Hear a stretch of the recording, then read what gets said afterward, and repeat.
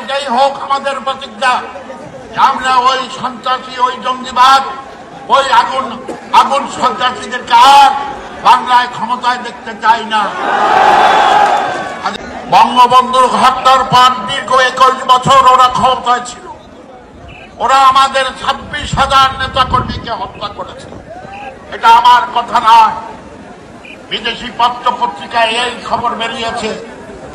আপনারা খালি চিন্তা করে দেখেন, একটি বিষয় আমি আপনাদেরকে প্রশ্ন করব।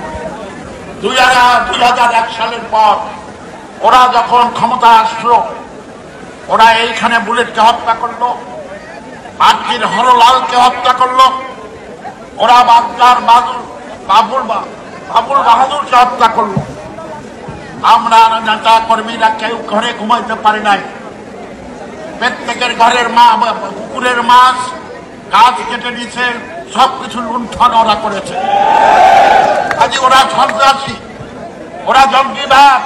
আপনারা নিজেরাই দেখেন 2001 সালের পর শায়েখ আব্দুর রহমানের সৃষ্টি কিন্তু এই বিএনপির আমলে।